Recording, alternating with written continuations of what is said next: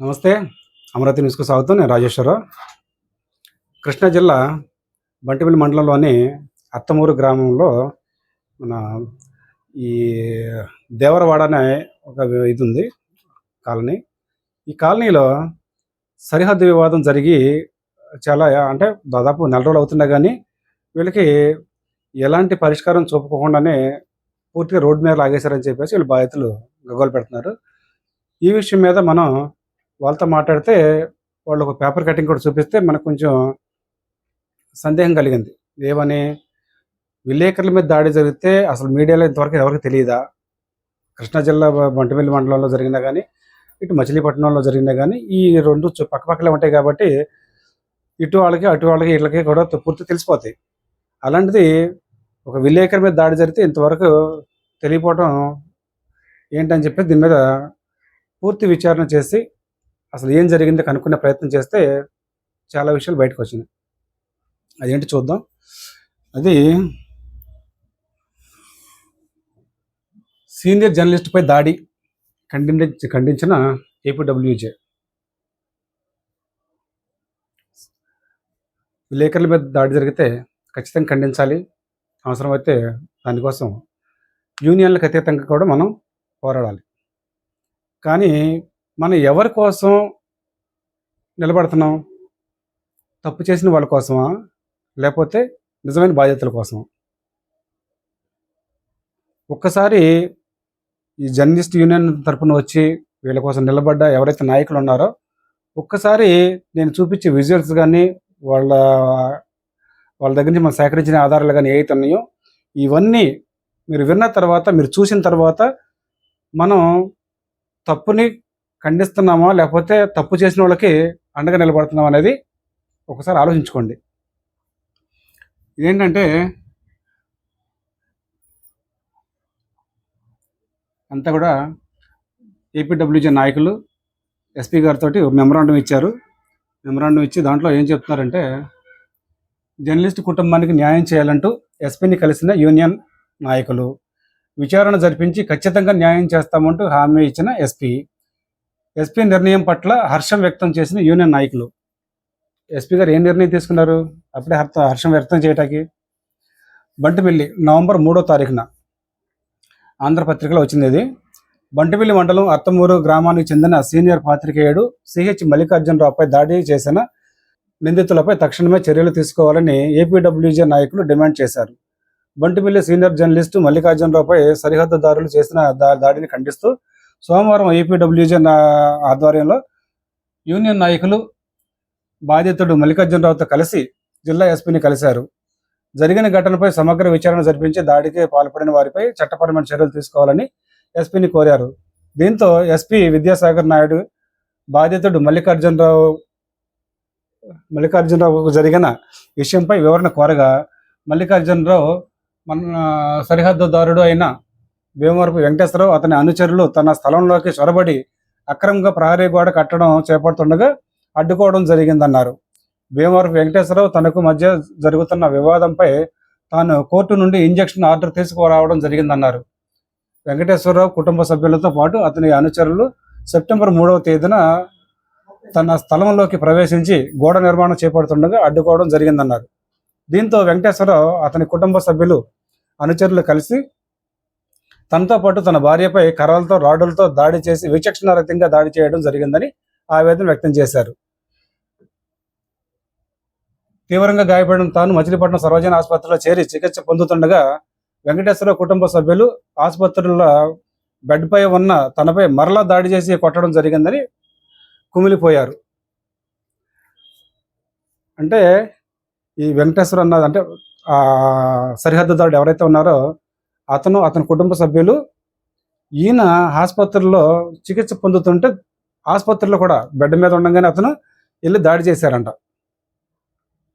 మనం అడుగుదాం వెంకటేశ్వర గారిని కూడా పిలిపించి, మరి ఆసుపత్రిలో లైట్లు ఆపేసి దాడి చేశాడా, లైట్లు ఉండగా దాడి చేశాడా, లేకపోతే ఈయన దాడి చేసిన సమయంలో మరి అక్కడ నర్సులు ఉన్నారా, డాక్టర్లు ఉన్నారా, లేకపోతే సెక్యూరిటీ ఉన్నారు, ఎవరున్నారు ఏంటో కూడా చూద్దాం.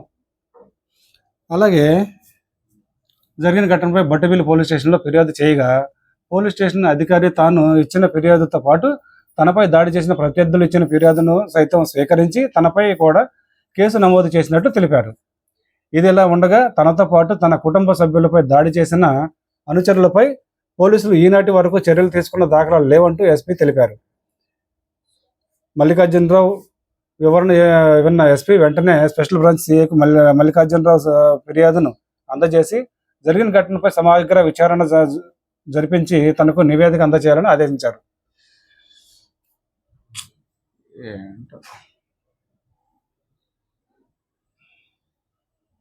వాస్తవానికి ఎవరి మీద దాడి చేశారు, ఎవరికి ఏం జరిగిందని ఇప్పుడు చూద్దాం. ఇదేంటంటే యాక్చువల్గా 30 సంవత్సరాల క్రితం నిర్మించిన గోడ ఇది. ఇది వచ్చేసి ఇప్పుడు ఎవరైతే ఈ మల్లికార్జున ఫిర్యాదు ప్రకారం చూసుకున్నా కానీ వెంకటేశ్వరరావు దాడి చేశాడని చెప్తున్నారు కదా, ఆ వెంకటేశ్వరరావు ఇల్లు ఇది. దాని పక్కన ఈ పాత ఇల్లు ఏదైతే కనిపిస్తుందో అది ఇప్పుడు ఈ విలేకరి గారు కొనుక్కున్న స్థలం ఇది.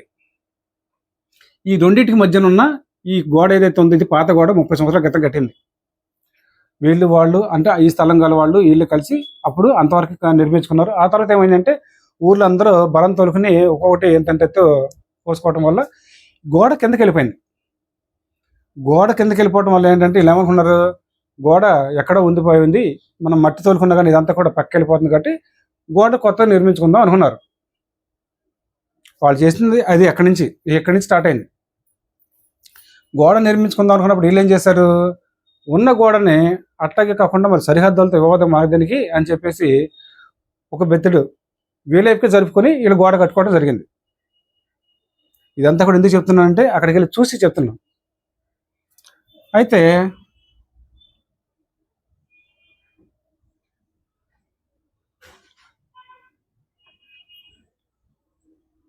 దాడి చేశారు అని చెప్పేసి అంటున్నాడు కదా, దాడి ఎవరు చేశారని చూద్దాం.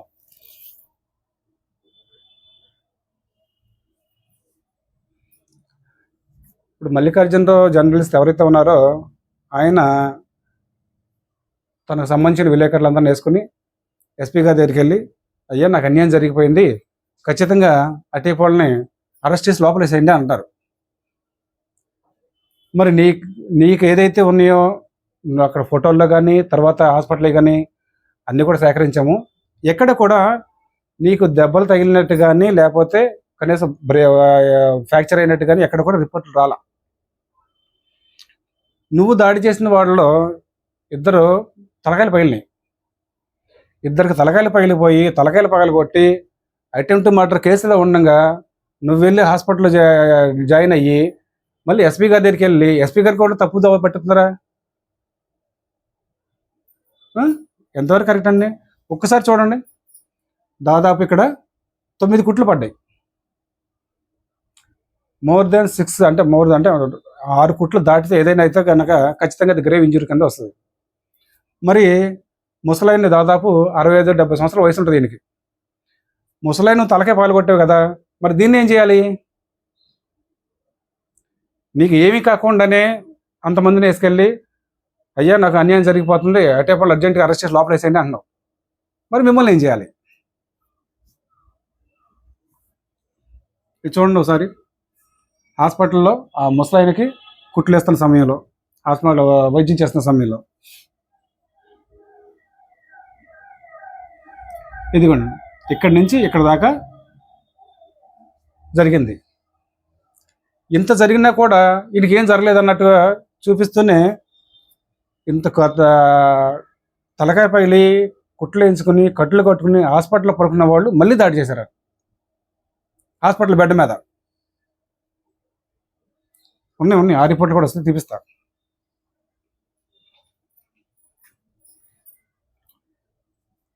ఇది యాక్చువల్గా ఏంటంటే ఇప్పుడు ఈ స్థలం ఏదైతే ఉందో ఆయన కట్టుకుంటున్న ఇల్లు, ఇప్పుడు మల్లికార్జునరావు ఎవరైతే ఉన్నారో ఆయన కట్టుకుంటున్న ఇల్లు. వాస్తవానికి అసలు ఈ గోడ వివాదం దేనికి వస్తుంది అంటే ఈయన నిర్మించుకుంటున్న ఇల్లు అంటే వెనకాల కొంత ఎల్ షేప్లో ఉన్న స్థలం ఇది అయింది. ఇది వేరే వాళ్ళ దగ్గర కొన్నారు. ఈ వేరే వాళ్ళ దగ్గర కొన్నప్పుడు కనీసం ఈయన ఏం చేయాలి?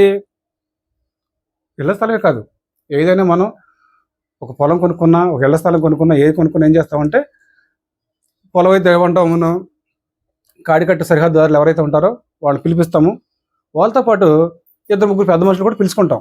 పిలుచుకుని, అయ్యా నేను ఈ పొలం లేకపోతే ఈ స్థలం కొనుక్కున్నాను, నేను ఈరోజు మసాజ్ చేయించుకుంటున్నాను అంటే సర్వే చేయించుకుంటున్నాను, కాబట్టి సరిహద్దుదారులు ఉంటే మీది స్థలం ఎక్కడి వరకు, లేకపోతే మీ సరిహద్దు బౌండరీస్ ఎక్కడ ఉన్నాయని చూపించమని అంటారు.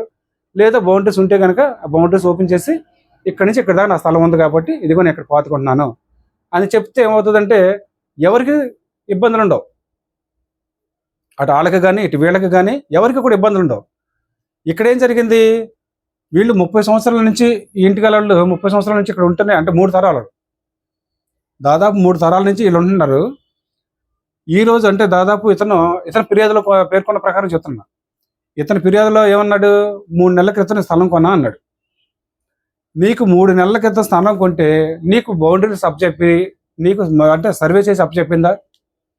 నువ్వు ఎవరి దగ్గర అయితే స్థలం కొన్నావో వాళ్ళు నీకు మెసేజ్ చేసి అప్పచెప్పారా? అప్పచెప్పుకోకుండా నాకు ఇక్కడ వరకు ఉంది అక్కడ వరకు ఉందంటే ఎట్ట కుదురుద్ది? పోనీ నీ డాక్యుమెంట్ ప్రకారం గవర్నమెంట్ సర్వేని తీసుకొచ్చి ఎక్కడి వరకు ఉందో కొలిపించు, మేమే దగ్గరుండి మొత్తం పడగొట్టేస్తా. పని నిజంగా నీ స్థలం అవసరమైతే ఇక్కడ టాయిలెట్ ఉంది కదా, ఈ టాయిలెట్స్ వరకు నీకు ఉంది అని చెప్పి ప్రూవ్ చెయ్యి, అక్కడ వరకు పడగొట్టించేద్దాం. అది కరెక్ట్ కాదు. అంటే బల నిరూపణకి వచ్చేసరికి నాకు ఇంత బలం ఉంది అంత బలం ఉంది, నేను అందరినీ ఏది కాలితో చేస్తానంటే కరెక్ట్ కాదు. అది కొందరు చూస్తూ ఉంటారేమో, కొందరు చూస్తూ ఉండరు.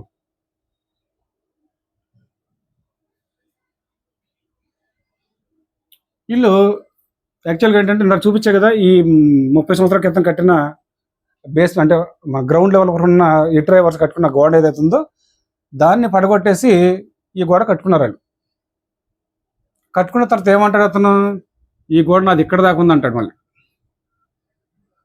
మళ్ళీ అక్కడ వివాదం జరిగింది. అప్పుడు ఏం చేశాడంటే అతను జేసీబీ తీసుకొచ్చి ఈ గోడని పడగొట్టేశాడు. ఇది ఇప్పుడుది దాదాపు 10 ఏళ్ల క్రితం కట్టిందంటే ఈ హద్దుదారులు ఉండగా కట్టుకున్నదేగా. ఈ సరిహద్దుదారులు ఎవరైతే ఉన్నారో అంతకుముందు ఇప్పుడు స్థలం ఎవరైతే అమ్మారో వాళ్ళ సమక్షంలో కట్టిన గోడే కదా ఇది. వాళ్ళకి లేని అభ్యంతరం నీకెందుకు వచ్చింది? ఇప్పుడు వాళ్ళు ఎప్పుడు అబ్జెక్షన్ పెట్టలేదు కదా ఈ గోడ కోసం. ఇప్పుడు నిజంగా ఈ స్థలం కాల వాళ్ళు స్థలంలోకి వచ్చి వీళ్ళు కట్టుంటే గనక నువ్వు కొనకముందు దాదాపు ఎప్పటి నుంచో తరతరాల నుంచి ఎవరైతే ఉంటున్నారో వీళ్ళు అబ్జెక్షన్ పెట్టాల్సింది కదా. వాళ్ళు లేని అబ్జెక్షన్ నీకెందుకు వచ్చిందయ్యా అంటే, నువ్వు కట్టుకుంటున్న ఇల్లు ఏదైతే ఉందో దానికి ఇది వీధి పోటీ ఏదో వస్తుందని చెప్పేసి మూఢనమ్మకంతో వీళ్ళు పడగొట్టేస్తున్నారు. ఇకపోతే మీరు ఫిర్యాదులో ఒకసారి చూపించాను, ఇది మల్లికార్జునరావు ఇచ్చిన ఫిర్యాదు. మాతో పెట్టుకోవద్దు, మాపై కేసులు పెట్టి ఏం పీకలేరు, వాడు ఒంటరి వాడు, ప్రతిసారి మీరే పంచాయతీలు చేస్తారా మమ్మల్ని కాదని, వాడు మా సరిహద్దులో ఉండలేడు అని అందరు నోటికి వచ్చినట్లు తిట్టి బెదిరించారు. వారు పాత నేరస్తులు అయినందున నాలాంటి ఒంటరి వాడికి రక్షణ ఉండదు.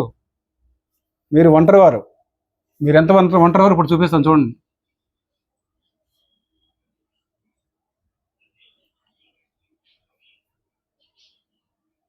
ఇది ఒంటరివాడి ఫోటో. ఈ గోడ అవతల ఓన్లీ ఆ ముసలాయన ఆయన కొడుకు మాత్రమే ఉన్నారు. ఈయన పరపతి ఉపయోగించి, ఈయన బలం ఉపయోగించుకుని ఇంతమంది పోగు చేసుకోగలుగుతున్నారంటే వీళ్ళంతా ఏంటంటే, అమ్మో అతనికి అండగా నిలబడిపోతే రేపొద్దున మన మీద ఏం రాస్తాడో కేవలం భయంతో వీళ్ళు. ఈయన ఒక్కడు పక్కన ఆడమనిషి కనపడుతుంది, వీళ్ళ అమ్మాయి ఉంటుంది బహుశా. వీళ్ళిద్దరు తప్ప ఎవరు లేరు ఇక్కడ. మరి నువ్వు చేసే పని ఏంటి?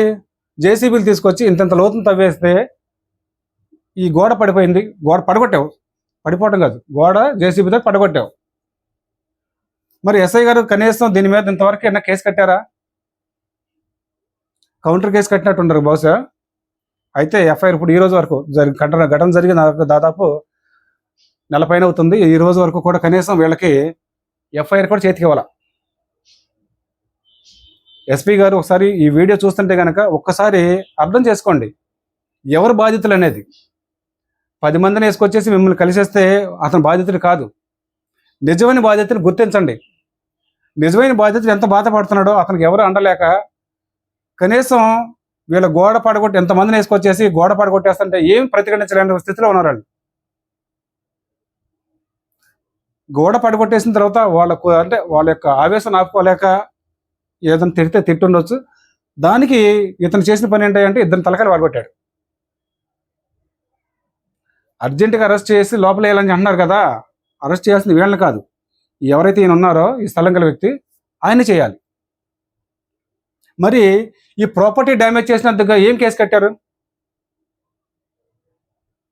ఆయనకి కౌంటర్ కేసు పెట్టానన్నారు, కౌంటర్ కేసులు కట్టానంటున్నారు, అంతవరకు అది ఓకే. మరి ఈ ప్రాపర్టీ డ్యామేజ్ వదిలేశారా, లేకపోతే మర్చిపోయారా, లేకపోతే రాజీ చేద్దాం అనుకుంటున్నారా? వీళ్ళు కనీసం అటు స్థానిక ఎమ్మెల్యే దగ్గరికి వెళ్తే ఎమ్మెల్యే దగ్గరికి ఎక్కడ వెళ్తారని చెప్పేసి ఈయన ముందు వెళ్ళిపోయి వాళ్ళతో మాట్లాడుకుంటే ఎమ్మెల్యే కూడా ఏం చెప్పలేని స్థితి. అంటే ఇతని వెనక దాదాపు 20 ఓట్లు ఉన్నాయి. మరి వీళ్ళకి 2 ఓట్లు వాళ్ళకి సపోర్ట్ చేస్తారా, 20 ఓట్లకు సపోర్ట్ చేస్తారా? అందుకని బహుశా ఎమ్మెల్యే గారు కూడా వీళ్ళకే సపోర్ట్ చేస్తున్నట్టున్నారు. మరి 2 ఓట్ల కన్నా ముఖ్యం 20 ఓట్లు ముఖ్యం కదా. లేదా గ్రామంలో ఇంకొక 20 ఓట్లు అదనంగా వేయించగలరు కదా. అట్లాగే ఇంత లోతును తవ్వేసి పోలీసులు వచ్చినా ఎవరు వచ్చింది, పోలీసులు ఇక్కడే ఉన్నారు, ఎవరు వచ్చినా సరే నిన్నేం చేయలేకపోతున్నారు. చూడండి, ఎక్కడ చూసినా కానీ నీకే అండ ఉంది, ఒంటరివాడు నువ్వే. ఇదిగోండి, ఇట్లా గోడలు పడగొట్టేసి వాళ్ళు డ్యామేజ్ చేసేసి ఏంటంటే వీళ్ళని బెదిరేస్తే ఇక్కడి నుంచి ఖాళీ చేసి వెళ్ళిపోలేడు, ఊళ్ళో ఉండకూడదు వీళ్ళు. అప్పుడు ఈ స్థలాన్ని 10 రూపాయల స్థలాన్ని రూపాయి కొనుక్కోవచ్చు. అయితే ఈ ప్రోగ్రామ్స్ అయితే కొంతమంది బాధ కలగవచ్చు, లేకపోతే ఏదైనా ఉన్నాయి, ఏదైనా సరే బాధ్యతలు ఎవరైతే ఉంటారో వాళ్ళ తరపున నిలబడాలి. జేసీబీ తీసుకొచ్చి ఇట్ట పాల్గొట్టేసేసి కన్నాలు పెట్టేసి గోడలు పడగొట్టేసేస్తే వాళ్ళు ఏమైపోతారు? ఇప్పుడు ఆ టాయిలెట్కి వెళ్ళాలంటే వాళ్ళు భయపడే పరిస్థితి. ఇక్కడ ఈ గోడనంతా పడగొట్టేశారు కదా, పడగొట్టిన తర్వాత అది ఎట్లా ఉందో చూపిస్తాను. బాత్రూమ్స్ ఉన్నాయి కదా, ఈ బాత్రూమ్స్ పక్క నుంచి మొత్తం ఉన్న గోడంతా పడగొట్టేస్తాయి, మొత్తం సెప్టిక్ ట్యాంక్ బయట పడిపోయినాయి, అలాగే బాత్రూమ్ కూడా పడిపోయే పరిస్థితికి వచ్చేసింది. సపోజ్ మహిళలు కానీ లేకపోతే ముసలాయన కానీ ఈ వాష్రూమ్లోకి వెళ్తే అది కర్మజాలు కూలిపోతే కనుక వాళ్ళ ప్రాణాలకు ఎవరు బాధ్యులు? కనీసం ఇప్పటికైనా సరే పోలీసు వారు 4 రోజులు దాటింది, మరి ఇంకో 4 రోజులు తీసుకుంటారు, ఇంకో సంవత్సరం తీసుకుంటారు. మీ తరపు నుంచి ఎలా వీళ్ళకి న్యాయం చేస్తే దాఖలాలు ఏం కనిపించట్లేదు. సరే, మీ మీద నమ్మకంతో ఇప్పటి వరకు ఉన్నారు, మీరు న్యాయం చేయనంటే మీకన్నా పైన ఉన్నాయి కదా, అక్కడికైనా వెళ్తారు. చూడండి, ఒకసారి మీ కళ్ళతో మీరు చూడండి, ఎంత అన్యాయం జరుగుతున్నా కానీ మీరు కనీసం ఇప్పటి వరకు అతని మీద చర్యలు తీసుకోవటం కానీ, లేదా ఈ గోడ కట్టించుకొని అతని గోడే కదా, వాళ్ళ గోడ పడగొట్టినంత వాళ్ళు ఏం అడగట్లా, గోడ కట్టేసుకుంటా అంటున్నారు, కట్టుకుంటాను అన్నా కానీ అభ్యంతరం పెడుతున్నారు. ఒకసారి ముసలాయన కూడా మన వచ్చేటప్పుడే ఆయనతో ఒకసారి మాట్లాడదాం. పెద్దన ఒకసారి రండి. నమస్తే అమ్మ, మీ పేరు? భీమవరం సత్యవతి. మీ పేరండి? భీమవరం వెంకటేశ్వర. మీకేనా తలక పళ్ళింది? నాకేనండి. ఓకే, ఏంటి గొడవ ఏంటి? ఏముందండి, 30 సంవత్సరాలు ఉన్న గోడ పడగొట్టేశాడు. పడగొట్టేసి నేను కడదా అన్నాడు, కట్టలేదు. ఊరు పెద్ద మనుషులను తీసుకొచ్చా, ఏంటంటే ఇక్కడ కట్టేదట్లేదు, నీ దాంట్లో నువ్వు కట్టుకో అని చెప్పాడండి. నా దాంట్లో నేనే కట్టుకున్నా, అది ఇట్లాగేసేవాడు, ఇది ఇట్లాగేసేవాడు, వాళ్ళని కట్టనిచ్చేవాడు కాదు. కట్టనిచ్చిపోయినా అట్టగే బాబు ఆయనతో గొడవద్దురా బాబు, నాకు స్టేషన్ కానీ ఇచ్చేసేస్తాం మిమ్మల్ని అని నేను విలేకరణ, నేను పోస్టున్నా, ఎవడో తెలుసా, నేను ఆంధ్రజ్యోతి విలేకరణ, ఎవడొచ్చినా ఏమి పేకలేడు నన్ను అని అంటున్నాడండి. అంటే బాబు ఎందుకు గొడవ ఎందుకని కట్టుకున్నానండి. కూతి మొగురు అంటే ఆ మొగురు కూడా పడగొట్టేయాలన్నాడండి. ఏమయ్యా నీకు అదిపే నాకు అదిపే, ఎందుకు పడగొడతావు అని అంటే పడగొట్టేయాల్సిందే అని చెప్పేసి యుద్ధానికి వచ్చేసేయండి. పడగొడతా హీల్ లేదయ్యా, నీకు అదిపే మాకు అదిపే, ఇప్పుడు దాంట్లో నీకు వచ్చింది ఏముంది, ఎప్పుడో కట్టిన గోడ కదా, అది కొద్దిగా గట్టిగానే ఉంది కదా అన్న. తేమని సరే పడగొట్టేయాల్సిందే అని కేజీబీని తీసుకొచ్చి నేను ఇల్లు కేర్కే తీసుకొచ్చాను, ఏమైనా సరే ఆపటాకి వీలు లేదని చెప్పి మనిషి రోజు గోయెట్టేసేయండి. గోయెట్టేసేటప్పటికి బాబు పడగొడతాకి వీలు లేదయ్యా, పడగొడతాకి వీలు లేదని మేము ఇద్దరు మూడు పెళ్ళాము మా పిల్లలు. వాళ్ళు వచ్చేసి అందరూ వచ్చేసి పడగొట్టి మమ్మల్ని తోసేసి పడగొట్టేశారు. ఏం చేయము, ఏం చేయలేక నిరుద్దేశం లాగా అట్లా సూత్తా ఊరుకున్నాం. ఏంటంటే మరి అంత జరుగుతుంది, కనీసం మీ గ్రామంలో ఎవరైనా పెద్ద మనుషులు కూర్చోబెట్టి పిలిపించి మాట్లాడుకునే అందరూ వాళ్ళేనండి. అందరూ ఆయన ఏదైనా సరే రిపోర్ట్ చేసేస్తాడు. మరి ఆయన చెప్తున్నాడుగా, నేను ఒంటరి వాడిని, ఒంటరి ఉండవటం నా మీద దాడి చేస్తున్నారు అంటున్నారు. ఒక ఆయన పెద్ద ఆయన అన్నాడండి అనపశాలతో, ఏమన్నాడు చూసి, అయ్యా మా వాడు వంటరాడు, ఇంకోటి కనపోయా ఊరంతా ఏల్ది కానీ వాళ్ళు ముగ్గురు కూడా నీ కొడుకుని ఏమి చేయలేకపోయారు అని చెప్పి బాగా మాట్లాడాడండి పెద్ద ఆయన. అయ్యా మా వాడు ఒక్కడేనయ్యాను, ఇంకోటి కనపోయమ్మా అని అన్నాడండి. ఆయన ఇంకోటి పిటిషన్ లో రాశారు అతను, హాస్పిటల్లో మీరు కట్లు కట్టిన హాస్పిటల్లో ఉన్నారు కదా, ఆ టైంలో మీరేంటి మళ్ళీ హాస్పిటల్లోనే దాడి చేశారంట, కరెంట్ దాడి చేశారండి. అసలు ఉట్టి కవిగెట్లు మాటలండి. మాకు దెబ్బలు తగిలి హాస్పిటల్లో పడి ఉంటే వాడి దగ్గర మేము వెళ్తాం ఏంటండి, కాళ్ళు కుతి నొప్పిగా ఉన్నాయి, ఏళ్ళు వంగట్లేదండి. ఊరినే పెద్ద ఆయన కుతి ఇట్టి తిరగమన్నాడు. తిరగమని ఊరిని అట్టి వెళ్ళి అసలు ఆ దగ్గర కూడా వెళ్ళా. ఆవిడ వచ్చేసేసి పోలీస్ ఆయన తీసుకుని ఆవిడ వచ్చింది. ఏమో ఆయన లేచింది లేదు, నువ్వేంటి అట్లా వచ్చా, మేము కొన్నామని పోలీస్ ఆయన కూడా కేకలేసాడు. అప్పుడు పోలీసులు వచ్చారు. పోలీసు వచ్చాను కేకలేసి వచ్చాడు. ఆడ మనిషి కదండి ఆవిడ, తీసుకొచ్చేసింది మా దగ్గరికి. తీసుకొచ్చేవాడు కానీ పడుకుని ఉన్నాడు, మేము ఎక్కడున్నాం, ఏం మాట్లాడుతున్నావు నువ్వు అని అమ్మాయిని కేకలేదు, వెళ్ళిపోయారు. అంతవరకు జరిగిందండి. మమ్మల్ని అసలు బతకనెత్తలేదు, కూడి తిన్నెత్తలేదండి. మే నెల కానించి అసలు ఏమి లేదు, మిమ్మల్ని ఏదైనా చేసేస్తాను. ఈ కార్యక్రమం ప్రజలంతా చూస్తున్నారు, వాళ్ళకి మీ తరఫున ఏం చెప్పదలుచుకున్నారు? ఏం చెప్పదలుచుకునేది ఏముందండి, దీని కారుకులు అదేది ఈయన ఒకడు, ఆయన పేరు మల్లికార్జునరావు, వాళ్ళ ఆవిడ వస్తాండి. తర్వాత భీమవరపు సుబ్బారావు, భీమవరపు సుబ్బారావు, తర్వాత కాగిత రవి, తర్వాత ఏం చేశారు వీళ్ళంతా? కాగిత రవి నా భర్తను నా కొడుకుని కొట్టారండి. భీమవరపు సుబ్బారావు ఏమో ఎవరు వచ్చినా సరే మా మాయిదేమి లేక మాయి తప్పులేదు, వాళ్ళదే తప్పు అని వాళ్ళని చెప్పి పంపించేస్తున్నారండి. అవునమ్మా, చెప్పి పంపించిన హాస్పిటల్ రిపోర్ట్ లోని తలకి కుట్లేసిన డాక్టర్ ఉన్నారు. తర్వాత దెబ్బలాడుకున్నప్పుడేమో నా జుట్టు కూడా పట్టుకు పీకేసింది పొట్లెట్టినప్పుడు. సార్ ఇప్పుడు పొట్లెట్టినప్పుడు ఏంటంటే కొంచెం గీరుకుంటే చిన్న చితక అవుతుంటే పెద్ద సమయం ఇది కాదు. తలకాయల పైలు ఎంత కొట్టుకున్న తర్వాత కూడా, ఇప్పుడు తలకాయల పైలు పెద్ద ఇది జరిగింది అప్పుడు కూడా, ఈ పెద్ద మనుషులు కానీ గ్రామంలో ఎవరైతే మీ కుల సంఘాలు కానీ ఎవరైతే ఉంటారో వీళ్ళు ఎందుకు రారు? ఎవరో చేయట్లేదు.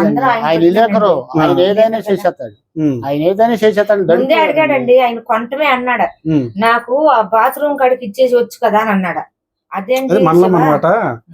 మీరు ఏమన్నా జరిగి కట్టారా, లేకపోతే మీ స్థలంలో మీరు కట్టుకున్నారా? మా స్థలంలో మేము కట్టుకున్నాం కదండి. అది ఆయన మే నెలకు వచ్చాడు. మేము ఎప్పుడో కట్టిన గోళ్ళ కదండి. ఆవిడ అమ్మిన మేము కట్టింది 30 సంవత్సరాలు కదా. మొన్న పడగొట్టిందేమో సంవత్సరం క్రితం. ఆవిడ అనుమతి ఇచ్చి అది కూడా పోలీస్ స్టేషన్ కి వెళ్ళాక వాళ్ళు కట్టుకోమంటే వాళ్ళ మనవాళ్ళు వచ్చి చూస్తే కట్టుకున్నాం. అంత మొక్క అది బాత్రూమ్ దగ్గర పడగొట్టింది అంత మొక్క అది కూడా పోలీస్ స్టేషన్ కి వెళ్ళింది, ఎస్ఐ గారి దగ్గర కూడా వెళ్ళింది. అది కూడా వెళ్ళారు, ఇద్దరికి సమ్మతించారు, కట్టుకున్నారు కదా. అట్లా చేశాడు. ఆ తర్వాత ఇప్పుడు మీకు స్థలం అమ్మేసిన తర్వాత మీకు వాళ్ళకి మధ్య మెసేజ్ చేశారు? అసలు మెసేజ్ లేదు, ఏమి లేదండి. బిల్లు మాత్రం కొన్నాడు. బిల్లు మాత్రం కొంటే హద్దు ఎక్కడ తక్కువ ఎట్లా తెలుస్తుంది? నేను ఒక ఎకరం కొన్నాను అనుకో, ఏమంటే నాకు డాక్యుమెంట్లు ఎకరం ఉంది, మరి నేను ఎకరం కొన్నాను, ఎకరం నాకు లేదు కదా అంటాం. అయినా కానీ పక్కడు ఇస్తాడా? ఎవడు కదా. నేను అన్నానండి, నువ్వు కొంటున్నావు, నాకేం అభ్యంతరం లేదు, ఆవిడ నేను కలిపి పట్టుకున్నా గోడ, నువ్వు గోడ వదిలేసి కొలిపించుకో అని అన్నానండి. మరి ఆయన రిపోర్ట్లు ఏమని ఇచ్చారు చూసారా? నేను కొంటామో వాళ్ళకి గిట్టట్లేదు, అందుకని నా మీద దాడి చేస్తున్నారు. మాకు అది కాక ఇంకా స్థలాలు ఉన్నాయండి.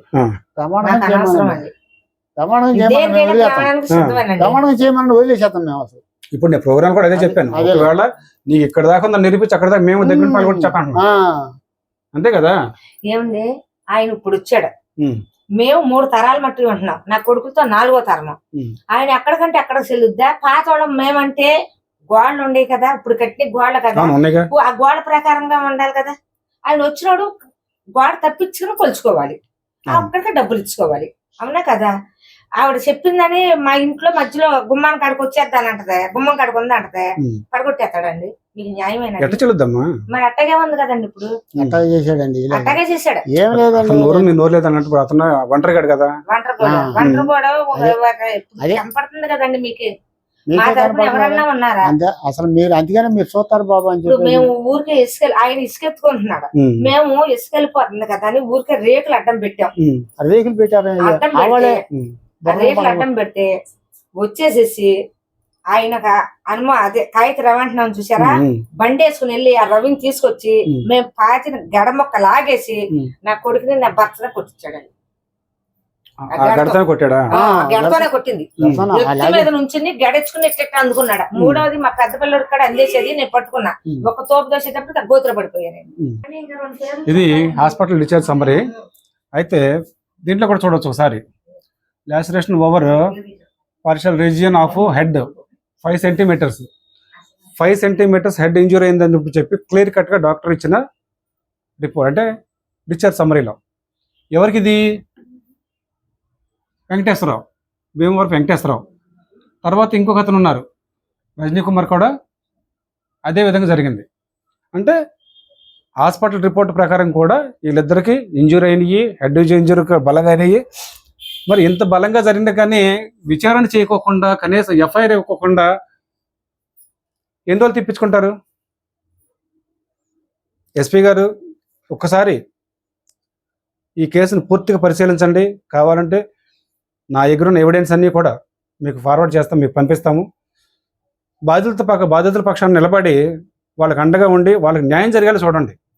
అంతేగాని 10 మందిని 20 మందిని వాళ్ళ జనాన్ని పోగు చేసుకొచ్చి నన్ను కొట్టేశారు అంటే మాత్రం ఆ ఫిర్యాదులు తీసుకుని వాళ్ళకి న్యాయం చేసే విధంగా ఉంటే కనుక నిజమైన బాధితులు ఎవరైతే ఉంటారో వాళ్ళు నష్టపోతారు. అలాగే ఈ గ్రామం కూడా వెళ్ళి మనం అసలు వీళ్ళు చెప్పేది నిజమా కాదని చెప్పి చూసి అసలు మనకంటే మనం చూడాలి కదా అని చెప్పేసి వెళ్ళినప్పుడు అక్కడికి 2 పెద్దవాళ్ళు వచ్చారు. వచ్చి వాళ్ళు కూడా చెప్పింది ఒకటే, ఏమండి వీళ్ళు ఎప్పటి నుంచో ఉంటున్నారు, పూర్తిగా తప్పంతా అతందేను అని చెప్పి వాళ్ళ మాటల్లో కూడా ఏం చెప్పారు కూడా విందాం. వీళ్ళిద్దరి మధ్యలో తప్పు ఎవరిదంట? మీ పెద్ద రెక్కని బట్టి చెప్పండి, తప్పు ఎవరిది? ఈయన బట్టి కట్టుకున్నారయ్యా. కట్టుకున్న దాన్ని ఆ పక్క సైడ్ మన్ను పోసేసి ఈ కట్టేసుకున్నాక అది సరిచేసుకున్నాక వెళ్ళేటప్పుడు ఆడి బలం చేయించాడు. అది ఒక మాట. అంటే మీరు తప్పు ఎవరిదంటారు? అసలు మీరు దాన్ని అర్థం చేసుకోండి, నేను చెప్పేది కాదు. నాకు ఇదే ఇప్పుడు నా దాంట్లో నేను కట్టుకున్నా, నువ్వు సరిహద్దులో ఉండవు, నీ సరిహద్దులో కొండ వేసేసావు, అది సరిచేస్తాకే వెళ్ళాను. వెళ్ళేటప్పుడు నీకు దాని నుండి సేవలు వచ్చినాయి. అది అది వాస్తవం. అది మరి ఇంతమంది ఊర్లో ఇంతమంది ఉంటారు కదా, పెద్దలు అందరూ ఉంటారు కదా, మరి పెద్దలని చెప్పరా, అయ్యే తప్పులే నాయన నువ్వు చేసేది, మరి దీనివల్ల అన్యాయం అటే కూడా అన్యాయం అయిపోతారు, ఎవరైనా మాట అంటలేదా? ఎవరు చెప్పరు. బెల్లం ఉంటే సేవలు వస్తాయని ఫస్ట్ మీకు వార్నింగ్ ఇచ్చా, అంతే. అంతేగాని ఎవరు మాట్లాడరు, అసలు ఎవరు మాట్లాడరు. మీ పేరు? పార్వతి. ఈ గొడవ జరిగిందంతా తెలుసా అసలు ఇక్కడ? అంతకితో గోడ ఉందండి, అది పడగొట్టేశారు. పడగొట్టేసి ఈ అబ్బాయి కొనుక్కుని మళ్ళీ కట్టుకున్నాడు. ఆ కొట్టుకున్న ముక్క కూడా పడగొట్టేశారు. వాళ్ళ తరపున 10 మంది వచ్చి, మళ్ళీ ఎవరు లేరు, వాళ్ళ తరపున 10 మంది ఉన్నారు, వాళ్ళు పడగొట్టేశారు. గ్రామస్తులు కూడా చెప్తున్నారు వాళ్ళ మాటల్లోనే, వీళ్ళ తరపున ఎవరు లేరని. ఆయన పిటిషన్లో మాత్రం నన్ను ఒంటరి వాడిని చేసి అందరూ కొట్టేస్తున్నారని చెప్పేసి ఆయన కంప్లైంట్ మాత్రం ఆయన ఎస్పీ గారికి ఆల్రెడీ కంప్లైంట్ పెడతా ఉంటారు. నిజంగా గ్రౌండ్ రియాలిటీ చూసుకుంటే కనుక ఈ బాధితులు ఎవరైతే తలగా పెళ్ళిన వాళ్ళు ఉన్నారో వీళ్ళు ఒంటరి వాడు అని చెప్పేసి గ్రామస్తులే చెప్తున్నారు. జరుగుతుంటే కనీసం ఊళ్ళో ఎవరన్నా పోయి అయ్యా నువ్వు చేసే తప్పని అనలేదు. మేమే వచ్చామండి, గొడవ జరుగుతుంటే మేమే వచ్చాం, పక్కన ఉన్నాం కదా, వచ్చాం. వచ్చేటప్పటికే వీళ్ళంతా తలకాయ పాలు కొట్టేశారు. అవతల మనుషులు పాలు కొట్టేశారు. వాళ్ళకి రక్తం అవుతుంది, చెప్పులు పగలు కొట్టేశారు. అబ్బాయి ఇంకొక పక్క అబ్బాయి చెయ్యాల పట్టుకుని ఆయన తీసుకెళ్లారు. వీళ్ళిద్దరిని ఇక్కడ కూర్చోబెట్టి అంబులెన్స్ ఇచ్చాడు. ఆ గోడ పడగొట్టి నుంచి ఆళ్ళకి కొట్లాడుతానే నాయన చెప్పేవాళ్ళు ఎవరు లేరు. ఎవరు నాయన చెప్తున్నారు? అంత కుర్ర వయసు వాళ్ళు, పెద్ద వయసు వాళ్ళు ఎవరు, అనుభవం గల్ల వాళ్ళు ఎవరు లేరు. అనుభవం గల్లవాళ్ళు, సాగు గల్లవాళ్ళు, ప్రెసిడెంట్ గారు వాళ్ళు చనిపోయారు. ఇప్పుడు ఉన్నదల్లా కుర్రకారు ఏమి లేదు. నువ్వంటే తగద అంటే అంతే. అంటే సపోజ్ నేను కొత్తగా వచ్చానమ్మా, వీళ్ళు ఎప్పటి నుంచో ఉన్నారు ఇక్కడ నుంచి, దాదాపు 3 తరాల నుంచి ఉంటున్నారు కదా. 3 తరాల నుంచి ఉన్న వాళ్ళు వాళ్ళకి అద్దె ఎక్కడ నాకు తెలుసు కదా. వాళ్ళకి ఇవాళకి వాడు వచ్చి అతను నా అద్దె కంటే అవ్వదని ఎక్కడ చెల్లుతుంది. మరి అట్టగే వచ్చింది బాబు. అదే ఇప్పుడు మా తరపున తక్కువ, మా తరపున ఎక్కువగా ఉంటుంది. మరి వాడకండి కదా. ఇది పరిస్థితి. ఇదే పరిస్థితిగా కొనసాగితే కనుక నిజమైన బాధితులు ఎవరైతే ఈ భీమవరం వెంకటేశ్వరరావు ఎవరైతే ఈ ఫ్యామిలీ కుటుంబం ఉందో వీళ్ళు ఈ ఊర్లో బతకడం కష్టం అవుతుంది. అంటే ఇక ఫిర్యాదులు పెట్టడం మొదలెట్టారంటే కనుక ఉదాహరణ ఒకటి కేసులు పెడుతూనే ఉంటాడు. వీళ్ళు ఇట్లా పూర్తిగా అంటే కేసులు పూర్తి ఇరికిచ్చేస్తే కనుక ఈ స్థలానికి అడ్డు రాకుండా ఉంటారు. అలాగే ఇల్లు ఇంకా విశాలంగా కట్టుకోవచ్చు. కాబట్టి ఇప్పటికైనా పోలీసుల వారు ఒక్కసారి వాస్తవాలు తెలుసుకొని కేసులు కట్టాలని, అలాగే బాధ్యుల తరపు పక్షాన్ని నిలబడి వాళ్ళకి న్యాయం చేయాలని కోరుచున్నాను. Thank you.